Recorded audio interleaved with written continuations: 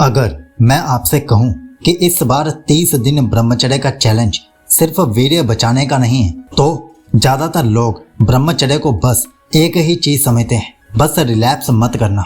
लेकिन मेरे अनुभव में यही सबसे बड़ी गलती होती है, क्योंकि बहुत से लोग 30 दिन किसी तरह रिलैप्स से तो बच जाते हैं, लेकिन उनका मन पूरे 30 दिन उसी चीज के बारे में सोचता रहता है। ऐसा ब्रह्मचर्य सिर्फ कैलेंडर बदलता है, इंसान को नहीं। इसलिए इस बार मैं एक अलग 30 डेज चैलेंज की बात करना चाहता हूँ।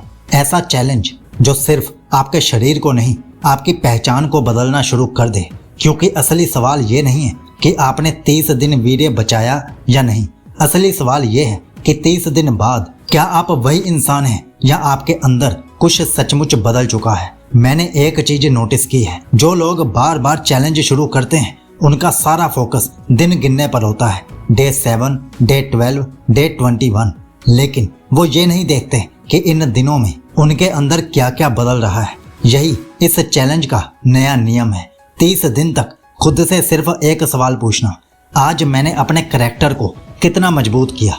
क्योंकि अगर 30 दिन बाद आप थोड़े ज्यादा ईमानदार, थोड़े ज्यादा धैर्यवान और थोड़े ज्यादा जिम्मेदार नहीं बने, तो सिर्फ रिलैप्स ना करना कोई बड़ी उपलब्धि नहीं है। मेरे अनुभव में ब्रह्मचर्य एक काउंटडाउन नहीं है, करैक्टर बिल्डिंग प्रोसेस है। और जिस दिन आपका ध्यान दिन गिनने से हटकर खुद को गढ़ने पर आ जाता है, उसी दिन चैलेंज सचमुच शुरू होता है। लेकिन 30 दिन का सबसे कठिन टेस्ट रिलैप्स नहीं है। सबसे कठिन टेस्ट ये है कि जब कोई देख नहीं रहा हो, फिर भी आप वही इंसान रहते हैं। क्योंकि करैक्टर भीड़ में नहीं, अकेलेपन में बनता है। मैंने महसूस किया है कि ब्रह्मचर्य के शुरुआती दिनों में हम दुनिया से ज्यादा खुद से लड़ रहे होते हैं। कोई मोबाइल पर क्या देख रहा है ये दुनिया नहीं जानती, लेकिन आप जानते हैं। कोई मन में कैसी कल्पनाएं चल रही हैं ये कोई नहीं देखता, लेकिन आप देखते हैं। और यही असल चैलेंज शुरू होता है। धीरे धीरे आप दूसरों को इम्प्रेस करने के लिए नहीं, खुद की नजरों में ऊपर उठने के लिए ब्रह्मचर्य करने लगते हैं। मेरे अनुभव में जिस दिन आपको ये महसूस होने लगे कि आज मैंने खुद को धोखा नहीं दिया, उसी दिन ब्रह्मचर्य सिर्फ एक आदत नहीं रहता, वो आपकी नई पहचान बनना शुरू कर देता है। तो 30 दिन पूरे होने के बाद क्या होगा?